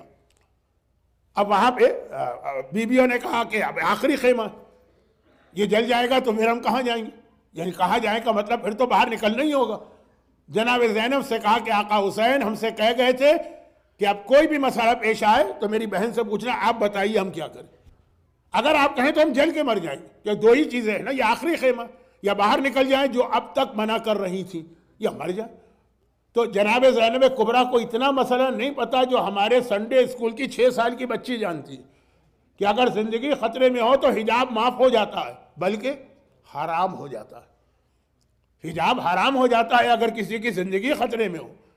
سعودی عرب میں آپ دیکھیں گے کتنے واقعات آتے تھے ان کے جو موجودہ ولی عہد ہیں ان سے پہلے. لڑکیوں کے اسکول میں آگ لگ گئی ہے لیکن ایک لڑکی کو آرڈر نہیں ہے باہر نکلنے کا، بلکہ جو سیکیورٹی گارڈ ہیں ان کا حکم ہوتا ہے کہ ایسے موقع پہ لاک کر دو. جب تک یہ فائر بریگیڈ آتا ہے 100 200 500 لڑکیاں جل کے مر گئی. یہ ان کا حجاب تھا. دشمنان اہل بیت والا حجاب کہ مر جائیں، لیکن نہیں یہ وہ حجاب ہونا چاہیے. اب دیکھیں اس کا ریورس، اب ہر چیز کا ریئیکشن ہے نا. اب کیا ہو رہا، کیا ابھی پاکستان میں یہ ممکن نہیں ہو رہا ہے جو سعودی عرب میں ہے کہ وہ جو ایک ہوتا ہے نا وہ کیا بیوٹی کمپٹیشن اور مس ورلڈ اور مس یونیورس، اس میں سعودی عرب کی بچیاں حصہ لے رہی ہیں، باقاعدہ میڈیا ہائی لائٹ کرتا ہے. یہ اس کا ریئیکشن. جل کے مر جائیں تمہاری بیٹیاں مر جانے دو لیکن یہ دروازہ نہیں کھولے گا. خیر، تو بیویوں نے کہا چھوٹی چھوٹی بچیاں بھی جانتی ہیں کہ جان خطرے میں ہو تو حرام ہے حجاب کرنا، حرام ہے، گناہ کبیرہ. کیا مسئلہ نہیں معلوم تھا زینب کبریٰ کو. پھر کیوں کہا کہ بیویوں ٹھہر جاؤ، پہلے میں اپنے بیٹے سے پوچھ لوں جو اس وقت میرا امام ہے، اپنے امام زمانہ سے پوچھ لوں، اپنے امام وقت سے پوچھ لوں، جو وہ کہے گا وہ ہمیں کرنا. شانہ ہلایا اور پھر جب چوتھے امام نے کہا پھوپھی اماں علیکن بالصحرا، اب آپ لوگ جنگل میں نکل جائیں. تب زینب نکلی نا. مگر یہاں مسئلہ پوچھنا نہیں تھا مقصد، یہاں یہ جملہ کہنا کہ یہ ہے اس وقت میرا امام. اس جملے کا مطلب یہ ہے کہ میرا بھیا حسین مارا گیا تبھی تو یہ امام بنا. وہ پورا فرقہ کہہ رہا ہے کہ حسین زندہ ہیں، آسمان پر ہیں، تو ان کی امامت کہاں سے شروع؟ زینب نے آگ کے درمیان، جلتی ہوئی آگ کے درمیان، جہاں خالی زینب نہیں ہے پورا گھرانہ ہے انکلوڈنگ وہ سکینہ جس کے کرتے نے آگ پکڑ لی تھی، لیکن اس آگ کے درمیان ایک لفظ کہہ کر چوتھے امام کی امامت کو ثابت کر کے اس پورے فرقے کی کمر توڑ دی. یہ زینب کبریٰ کا علم، صرف ایک لفظ، تو میرا امام وقت ہے. یہ جملہ اب زینب کبریٰ اگر کہہ دے کہ میرا بھیا مارا گیا ہے تو اس سے بڑی گواہی تو کسی کی نہیں آ سکتی ہے نا. چوتھے امام کی امامت زینب کبریٰ نے، رسول خدا نے غدیر خم کے میدان میں علی کی امامت کا اعلان کیا، من کنت مولا فہذا علی مولا، وہ علی کی امامت تھی. اور یہ زینب کبریٰ نے علی ابن الحسین کی امامت کا اعلان کیا جلتے خیمے کے درمیان. بھئی یہ فرق دیکھ لیجئے گا، وہاں اعلان کرنے والا رسول ہے، یہاں اعلان کرنے والی رسول کی بیٹی. وہاں علی کی امامت کا اعلان ہو رہا ہے، یہاں علی ابن الحسین کی امامت کا اعلان ہو رہا ہے. لیکن وہاں غدیر کے میدان میں جشن کے درمیان اعلان ہو رہا ہے، یا کربلا کے میدان میں جلتے ہوئے خیمے اور 18 لاشوں کے درمیان اعلان ہو رہا ہے. زینب کبریٰ، زینب کبریٰ، یہ اتنا سا لفظ اس پورے فرقہ واقفیہ کی کمر ہی نہیں توڑی. چوتھے امام کی امامت کو بھی بچایا، اور جب یہ ثابت ہو گیا ان کی امامت ہے، وہ سارے الزامات ختم ہو گئے. نعوذ باللہ یہ جھوٹے کیوں کہہ رہے تھے؟ جھوٹے کہ چونکہ اس سے پہلے والا امام زندہ ہے تو یہ غلط دعویٰ کر رہے ہیں. جب پہلے والا امام مارا گیا تو اب یہ جھوٹ تو نہیں رہا، یہ خائن ہے، زبردستی قبضہ کر رہے ہیں. ان کے دل میں لالچ آ گئی. یہ ساری باتیں، الزامات، ایک لفظ یہ میرے زمانے کا امام ہے، اس ایک لفظ نے کس طرح سے سجاد کی امامت کو بھی بچایا، سجاد کی عصمت کو بھی بچایا، اور سجاد کے اس پورے کردار کو بھی بچایا. یہ زینب کبریٰ اور سجاد کا رشتہ. مگر جو اصل بات کہنا تھی، یہ اصل بات تھی لیکن اس سے ربط دے گا. مگر یہ کتنی عجیب بات ہے کہ مولا علی کی امامت کی بنیاد ہے اصول دین، عقیدے پہ. پیغمبر نے جو خطبہ دیا نا کہ ان اللہ مولایا وانا مولاکم ومن کنت مولا فہذا علی مولا، توحید، رسالت، امامت، فروع دین بتائے. اس کے ذریعے سے علی کی امامت بتائی. اور چوتھے امام کی امامت شروع ہوتی ہے مسئلہ شریعت اور واجبات کے مسئلے سے. تو جتنا وہ عقیدے کو سمجھنا ضروری ہے اتنا ہی یہ واجبات اور حرام کے انسٹیٹیوشن کو، اسی کا دوسرا نام آج کل ہے مرجعیت. تو یہ چوتھے امام کی امامت جس انداز سے، اور کسی امام کی امامت میں آپ کو یہ نہیں ملے گا کہ مسئلہ شرعی سے امامت شروع ہوئی سوائے چوتھے امام. اور یہاں پہ بس وقت کافی ہو گیا ہے، اس لیے ایک بات کہہ کے آج کی مجلس ختم کرتا ہوں، وہ یہ کہ اس وقت یہ مسئلہ شرعی جو میں نے کہا نا، دین کے مسائل اور احکامات، اس کی وجہ سے ایک 21 سینچری کا ایڈوانسمنٹ ہے، کتنا انسان ترقی کر گیا. اور دوسری جانب مسئلہ شرعی اور یہ اسلام کا یہ سسٹم ہے زندگی کو. مسئلہ شرعی کیا ہے؟ اسلام کا سسٹم کہ کیسے زندگی گزارو. اب اس کے اندر اس وقت ہمارے حوزہ علمیہ کو ایک بہت بڑے چیلنج کا مقابلہ ہے. 4 محرم کی میری مجلس پتہ نہیں کیوں بہت زیادہ پاپولر ہو گئی. میں نہیں بتا رہا ہوں میں نے کہاں پڑھی، اس لیے کہ میں نہیں چاہتا کہ پاپولر ہو. اور کیوں نہیں چاہتا؟ تاکہ مجھے دوبارہ آپ کے درمیان وہ پڑھنے کا موقع ملے. لیکن بہت زیادہ اس میں ایک پہلو میں نے بتایا تھا کہ ہمارا حوزہ علمیہ اس وقت کتنا بزی ہے موجودہ زمانے کی ترقی کے ساتھ شریعت اسلامیہ کو ملانے میں. ایک نیا مسئلہ کھڑا ہوا، اس کو میں فتنہ کہوں گا، لیکن اب بات پھیلانا نہیں ہے کیونکہ 1 گھنٹے سے زیادہ کا وقت ہو گیا. اور وہ یہ ہے کہ اس وقت ایک گروپ، سب نہیں، ایک گروپ ہماری عورتوں کا ایسا ہے جو بہت زیادہ آزاد خیال ہے اور دین، ایمان، اسلام، شریعت کوئی ان کی نگاہ میں اہمیت نہیں رکھتا. وہ تو نہ شریعت کو مانے، نہ واجبات کو مانے، نہ حرام کو مانے. پتہ ہے کہ اسلام میں یہ جملہ کہیں غلط فہمی پیدا نہ کرے، یعنی یہ نہ کہا جائے، نہ سمجھا جائے کہ میں اس کو پروموٹ کر رہا ہوں. اسلام میں طلاق مرد دیتا ہے. انسٹاگرام پہ کوئی خاتون آپ کو ملیں گے، بڑی مشہور خاتون، وہ اپنے شوہر کو طلاق دے رہی. تو اب ایک تو وہ بہت ایکسٹریم والا گروپ ہے، وہ نہ ہماری بات سنے گا، ہماری کیا مرجع کی بات نہیں سنے گا. مرجع کیا امام کی بات نہیں سنیں گے، رسول کی بات نہیں سنیں گے، مانیں گے نہیں ان مسائل جو عورتوں سے ریلیٹڈ. میں تفصیل میں نہیں جانا چاہتا ورنہ مجھے خود ڈر ہے کہ میں کہیں سے کہیں پہنچ جاؤں. اور ایک ہے بالکل پابند دین عورتوں کا گروپ، جو اللہ اور رسول نے کہہ دیا سمینا و اطانا، ہمارا کام ہے سننا اور اطاعت کرنا. نو آرگومنٹ، نو ڈیبیٹ، نو ریزننگ، کچھ ہمیں نہیں چاہیے. ابھی اس سے پہلے والے عشرے میں جگہوں کے نام جان بوجھ کے نہیں لے رہا ہوں، پوری ایک تقریر میری تھی کہ رسول خدا ان کو بتانا چاہ رہے ہیں، اس میں مرد عورتیں دونوں تھے، کہ بھئی یہ حکم میں نے کیوں دیا. وہ کان بند کر لیتے، یا رسول اللہ ہمیں وجہ نہیں سننا ہے، ہم تو اس لیے اس پہ عمل کر رہے ہیں کہ آپ نے کہا. اگر ریزننگ آ جائے، جیسے مولا کا ایک جملہ بہت مشہور ہے، آج 3 4 5 مرتبہ حج اور عمرے کا ذکر ہوا ہے، کعبے کی بات، صفا مروہ کی بات. مدینے میں جائیں گے تو ایک مسجد ہے 2 قبلوں والی. واقعہ ہر ایک کو پتہ ہے، قبلتین، ہر ایک کو واقعہ معلوم ہے کہ رسول ایک طرف رخ کر کے نماز پڑھ رہے تھے، 2 رکعت کے بعد آرڈر آیا ادھر رخ کر کے نماز پڑھی. لیکن اس کا رزلٹ کیا ہوا کہ جو نمازی پیچھے کھڑے تھے وہ سب کنفیوز ہو گئے 2 رکعت کے بعد، ادھر نماز پڑھ رہے ہیں. اور پھر پیغمبر بالکل 180 کے اینگل پہ گھومے اور جدھر پیغمبر کی بیک تھی ادھر رخ ہو گیا، جدھر رخ تھا ادھر بیک ہو گئی. پھر 1 2 دلچسپ واقعات بھی میں نے پڑھے تھے لیکن وہ تو یہاں مجھے ریپیٹ نہیں کرنا. تو خلاصہ یہ کہ ایک دم سے جو پیغمبر اس طرح گھوم گئے، تو نمازی جو پیچھے ہے نا. اچھا یہ واقعہ ہے مدینے پہنچنے کے، بعض علماء نے کہا 7ویں مہینے کا، بعض نے کہا 11ویں کا، بعض نے کہا میکسیمم 17th منتھ. اس وقت تک اسلام اتنا نہیں پھیلا تھا. اور یہ واقعہ شہر مدینے کا نہیں ہے، مدینے سے باہر پیغمبر گئے تھے نا اس عورت کے پاس، بشر، جس کا بیٹا جوان بیٹا مرا تھا. پیغمبر کنڈولنس کے لیے گئے، نماز کا وقت آ گیا. چھوٹا سا قبیلہ، اور اس میں بھی بہت کم لوگ مسلمان ہوئے تھے، تو ایک صف بھی پوری نہیں تھی، چھوٹی سی صف، مگر کنفیوز ہو گئے. مثلا آپ نماز پڑھ رہے ہیں اور پیچ نماز کوئی ایسا ان یوزول قسم کا کام کر دے جو نماز میں نہیں ہوتا ہے، تو اب آپ کیا کریں گے؟ آپ نہ نماز آگے بڑھائیں گے نہ نماز توڑیں گے، کنفیوز کھڑے رہیں گے، کیا کرنا. کبھی ہوتا ہے امام جماعت غلطی سے 2 رکوع کر لے، یہ کم ہوتا ہے لیکن 3 سجدے کر لے، یا ایک ہی سجدے کے بعد کھڑا ہو. تو اس کے مسائل تو اب لوگوں کو معلوم ہو گئے ہیں، لیکن جن کو نہیں معلوم وہ کنفیوز ہوتے ہیں ہمیں کیا کرنا.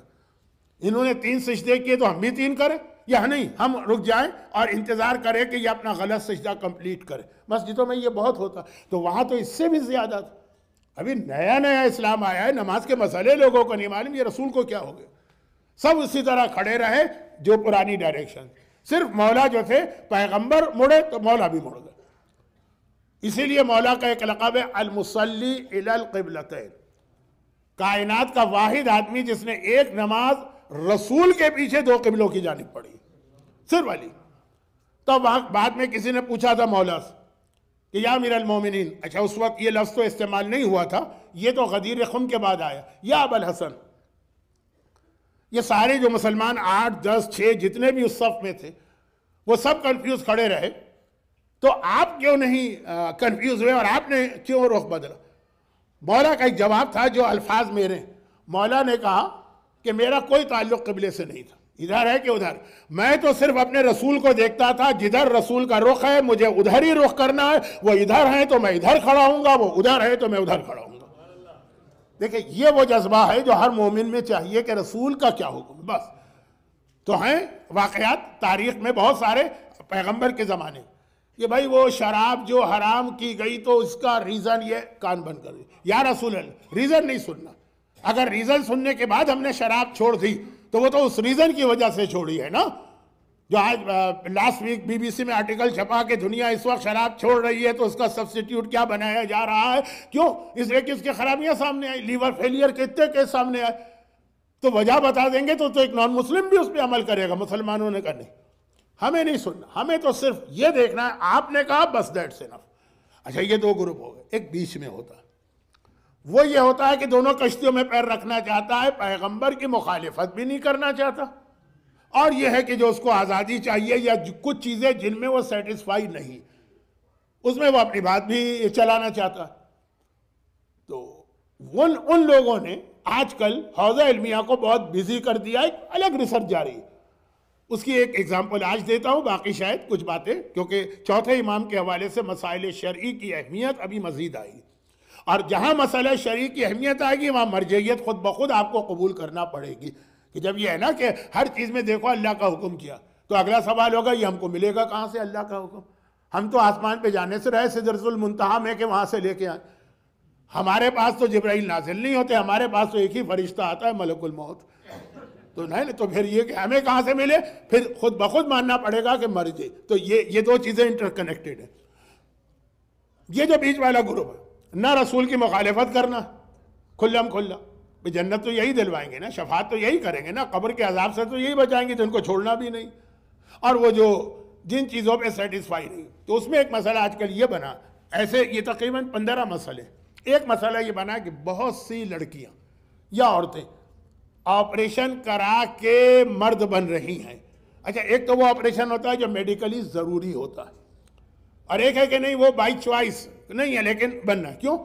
ریزن کیا ہے؟ ریزن یہ ہے کہ اگر ہمارا بابا مر گیا، ہم لڑکی رہے تو ہمیں سنگل حصہ ملے گا، اگر ہم لڑکا بن گئے تو ہمیں ڈبل حصہ ملے گا. اچھا اب جیسے ہم جیسے لوگ ہیں تو ہمارے یہاں تو ہماری بچیوں کو اس کی فکر ہی نہیں ہے. بابا کے پاس ہے کیا؟ ٹوٹل اثاثہ ان کا $100 ہوگا، اس سے زیادہ تو آپریشن کا خرچہ آئے گا. لیکن جہاں ملینز کی بات آ رہی ہے، جہاں 15 ڈیری کوئن کی بات آ رہی ہو، جہاں پہ بڑے عالیشان مکانات کی بات آ رہی ہو، ہے نا، پیسے والے لوگ بھی ہیں، مومن ہیں. اب یہ ہے کہ اس کا جو شیئر آدھا ہونے جا رہا ہے اس کو بچانے کے لیے وہ اپنے آپ کو مرد بنا رہی ہے تاکہ وہ اس دولت کی کمی سے بچ جائے. تو اب یہ مسئلہ حوزے میں گیا کہ کیا اس طرح سے جس نے جان بوجھ کر اپنے آپ کو کنورٹ کر کے مرد بنایا تو اس کا حصہ ڈبل ہو جائے گا کہ نہیں؟ کیونکہ اوریجنلی تو اللہ نے اس کو پیدا کیا لڑکی، ایک نہیں. ایسے یہ جو ینگ جنریشن کے مسائل ہیں اور شروع ہو گیا اس پر عمل، تو اب اس کے اوپر فتوے چل رہے ہیں. یعنی مراجع کو کام کرنا پڑا، ریسرچ کرنا پڑی ہے. اس سے پہلے کبھی یہ مسئلہ اس طرح پیش ہی نہیں آیا تھا. یہ ہے اجتہاد چوتھے امام کی امامت کا آغاز جن مسائل شریعت پر جس طرح ان کے ساتھ آج پلے کیا جا رہا ہے. اور پھر وہی بات کہ اگر ہم نے چھوڑ دیا مرجعیت کو تو یاد رکھیے کہ ایسا دھمال مچے گا اور ایسا کنفیوژن کریٹ ہوگا کہ پورا ہمارا سوسائٹی کا اسٹرکچر ہی تباہ ہو کے رہ جائے گا. اس لیے زینب کبریٰ نے جہاں اس ایک لفظ کے ذریعے سے چوتھے امام کی امامت کو بچایا، اپنے بھائی کی شہادت کو کنفرم کیا کہ وہ شہید ہو گئے، وہاں مسائل کی اہمیت کو بھی بتا دیا کہ اپنی طرف سے اپنے من سے کبھی فتویٰ نہ دینا، جو اللہ نے مرکز بنایا ہے جس سے جہاں سے تمہیں علم لینا ہے کانٹیکٹ وہیں کرنا۔ ہمارے لیے آج مرجع ہے، اس وقت ہر ایک کے لیے امام معصوم تھا، اور یہ جو زینب و سجاد کا کمبینیشن تھا اسی نے کربلا کے جہاد کو کامیاب کیا، چاہے وہ کوفے کے بازار ہو، چاہے وہ یزید کا دربار ہو، یہ جتنے بھی مرحلے آتے ہیں جنہوں نے کربلا کو بچایا ہے، نہ خالی زینب کا نام آ سکتا ہے نہ خالی سجاد کا، سجاد اور زینب دونوں اس طرح سے ساتھ چل رہے ہیں۔ تو میرا ایک جملہ اور بھی ہے کہ ہمارے یہاں جناب زینب کا ایک ٹائٹل ہے، اور بالکل ٹھیک، شریکت الحسین، حسین کے ساتھ شریک ہو کے جہاد کیا ہے، لیکن وہ شریکت السجاد بھی، سجاد کے اس جہاد میں ہر منزل پہ ساتھ، اور سجاد کو بھی سب سے زیادہ جو دکھ ہے، جو 35 سال روتے رہے، وہ بابا کی شہادت پہ نہیں روئے، میں کہہ رہا ہوں سب سے زیادہ، میرا جملہ کہیں آپ غلط نہ سمجھیں، اکبر کی شہادت کا سب سے زیادہ دکھ نہیں، میرے مظلوم آقا کا سب سے بڑا دکھ ہے زینب کے سر پہ چادر نہیں۔ منہال کی روایت بہت مشہور ہے، منہال مخلص مومن ہے، منافق نہیں ہے، آتے ہیں اور آ کر کہتے ہیں مولا سجاد آج کربلا کے واقعے کو 30 سال گزر گئے، میں 30 سال سے آپ کو روتے اور ماتم کرتے دیکھ رہا ہوں، کب تک؟ مولا نے کہا منہال تو نے انصاف نہیں کیا، کیا قرآن نہیں پڑھا؟ یعقوب کے 12 بیٹے تھے، صرف ایک بیٹا ان میں سے، وہ بھی مرا نہیں، کھو گئے، تو اتنا روئے کہ قرآن نے کہا وَبْيَضَّتْ عَيْنَاهُ، نابینا ہو گئے، آنکھیں سفید ہو گئی۔ میرے تو 18 یوسف کربلا کی جلتی ریتی پہ میرے سامنے مارے، اب منہال گھبرا گئے، مومن ہے نا، وہ اس پوائنٹ آف ویو سے نہیں کہا تھا، انہوں نے کہا کہ مولا لیکن وہ جو آپ کے گھرانے میں جتنے مارے گئے سب شہید ہیں، انہیں تو ایک بڑا رتبہ ملا ہے، ایک بڑی فضیلت ملی ہے۔ آج بھی دشمنان اہل بیت یہی جملہ لاتے ہیں کہ شہید اتنی فضیلت ہے، اس پہ کیوں رونا؟ تو تفصیلی جواب تو یہ ہے، پھر ایک بار تذکرہ آ گیا عمرے اور حج کا کہ میدان احد میں جا کے جناب حمزہ کی قبر دیکھو اور جناب حمزہ کی قبر پہ رسول خدا کا ماتم دیکھو، تم زیادہ جانتے ہو کہ رسول زیادہ جانتے، لیکن مولا نے دیکھا کہ یہ دشمنی میں نہیں کہہ رہا، نہ سمجھی میں کہہ رہا، کہا کہ ایک بات بتا، اگر میں مان لوں کہ گھر والوں کی شہادت ایک بہت بڑا رتبہ ہے اس لیے رونا نہیں چاہیے، تو کیا ماں کا، بہنوں کا، پھوپھیوں کا ننگے سر بازاروں، درباروں، بلوے عام نامحرموں میں جانا؟ ارے تجھے کیا معلوم کہ سجاد کے دل پہ کیا قیامت گزرتی ہے، اتنا کہ وہ یہ بھی برداشت نہیں کر سکتے کہ کوئی ان کی حمایت کرے۔ کوفے کے دربار ابن زیاد میں اہل بیت کا لٹا قافلہ پہنچ گیا، میرا مظلوم آقا سجاد سر جھکائے کھڑا ہے اور پورا گھرانہ قیدی بنا کے سامنے، ابن زیاد یہ منظر دیکھ رہا ہے، بہت مزہ آ رہا ہے اس کو، کہہ رہا ہے میرے دل کی آگ ٹھنڈی ہو رہی ہے، لیکن اور زیادہ مزہ آئے اگر کوئی علی کا شیعہ مجھے مل جائے اور اس کو یہ دکھاؤں، پھر وہ جیسے تڑپے گا نا، وہ دیکھ کر میرے دل کی آگ ٹھنڈی ہوگی، مجھے مزہ آئے گا، مزہ۔ لیکن علی کا شیعہ کہاں ملے؟ وہ تو سارے کے سارے مارے گئے۔ کسی نے کہا ابن زیاد علی کا سب سے بڑا شیعہ مختار تو تیری اپنی قید میں ہے۔ کہا اوہو، بہت اچھی آدمی کا نام یاد دلایا، بہت علی علی کرتا ہے، اور میرا قیدی؟ چنانچہ سپاہیوں سے کہا جاؤ اور قید خانے سے مختار کو لے کے آؤ۔ اب مختار قید خانے سے لا رہے ہیں، مختار کی قید تاریخ میں پڑھیے گا، گلے میں توق بھی ہوتا تھا، ہاتھوں میں ہتھکڑی بھی ہوتی تھی، پاؤں میں بیڑی بھی ہوتی تھی، وہ انڈر گراؤنڈ ایسا تہہ خانہ جہاں سورج کی روشنی بھی نہیں جاتی تھی، تازہ ہوا بھی نہیں جاتی تھی، وہاں سے آئے۔ اچھا اکثر ایسا ہوتا ہے کہ حکمران قیدی کو بلاتے ہیں، کیوں؟ تاکہ اس کو ڈرایا جائے، ڈیمورلائز کیا جائے، اپنی طاقت دکھائی جائے۔ مختار نے دربار میں قدم رکھا، دیکھا سارا دربار سجا ہوا، بڑے بڑے لوگ بیٹھے ہوئے، سمجھ گئے کہ اس وقت مجھے ڈرانے کے لیے اور پریشر میں لانے کے لیے بلایا گیا۔ چنانچہ علی کی شیعہ کی جو شان ہے اس طرح سے آئے، سینہ تان کے آ رہے ہیں، نہ دائیں دیکھا نہ بائیں دیکھا، سیدھا ابن زیاد کو دیکھ کے قریب آ کے کھڑے ہو گئے۔ عام دنوں میں ابن زیاد غصے میں آ جاتا، اس وقت مزہ لے رہا.